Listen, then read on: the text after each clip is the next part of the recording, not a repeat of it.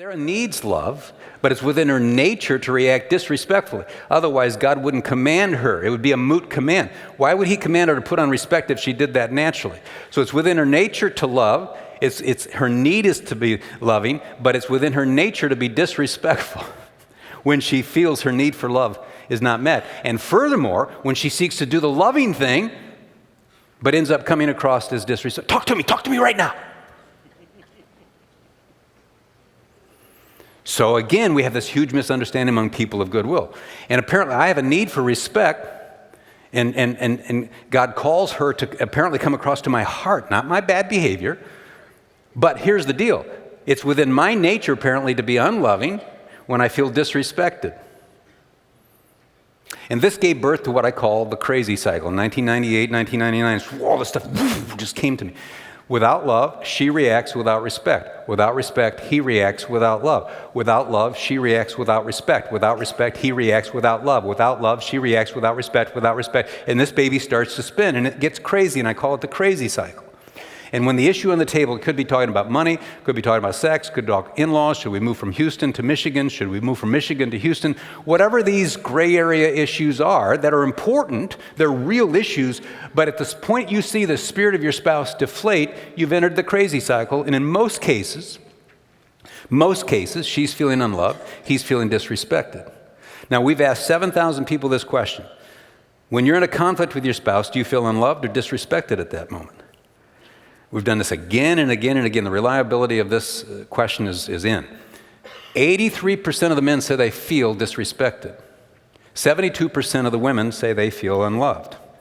Now, I want you to think academically, bell curve here. There are exceptions to everything we're saying. Because the first thing some of you are sitting on as women, because you've been conditioned through academia, is we women need respect. You've been sitting there with that the whole time, haven't you? You just have been conditioned. We need respect. R-E-S-P-E-C-T. Yeah, Otis Redding wrote that song to his wife, and Aretha came along and took it. One song we had, gentlemen, they took. We had one song, and they took that even.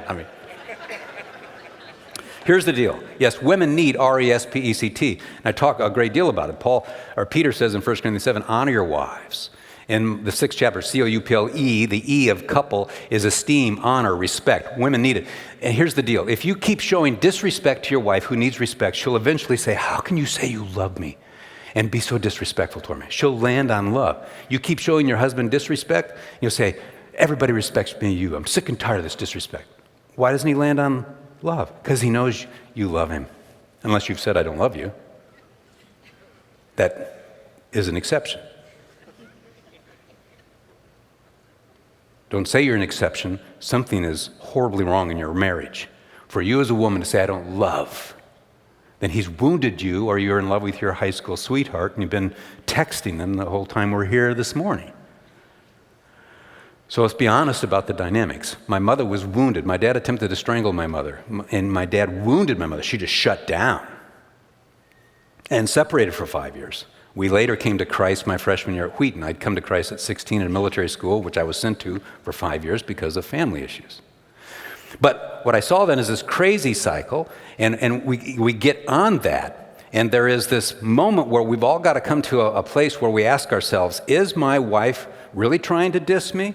Is that really her mission, or is she a good-willed woman who's reacting because I said or did something earlier that felt unloving to her? And is my husband really trying to be unloving when he would die for me if I don't kill him first? Is he really unloving, or did I say or do something earlier that was disrespectful? The University of Washington studied those 2,000 couples for 20 years, and when men are in a conflict, 85% of them, 85, think bell curve, 15% don't, my mother withdrew, but 85% of the men withdraw in Stonewall. But they were monitoring the heartbeats. And men, during conflicted moments maritally, their heartbeats get to 99 beats per minute. He looks stoic, but his heartbeats are in warrior mode. The woman looks like she's a flamethrower. She's out of control. Her heartbeats are normal. If the husband just says, I'm sorry, and humiliate, I'm sorry, I'm wrong, will you forgive me? She'll go, well, I'm wrong too. I was bad. I shouldn't have really said what I did. I'm sorry too. Will you forgive? Immediate, axiomatic, kicking into the I'm sorry as well. She doesn't want to control you. She's trying to connect. And once there's this apology, heartfelt, she will immediately be there because that's her goal. That's why she's not out of control. She looks like it. That's why you say, I'm sorry. She'll immediately stop. But he can't immediately stop because his heartbeats are at 99 beats per minute. He's felt dishonored and he has to calm down. Hey, thanks for watching. To find out more about Houston's First, you can subscribe to our channel or you can go to houstonsfirst.org.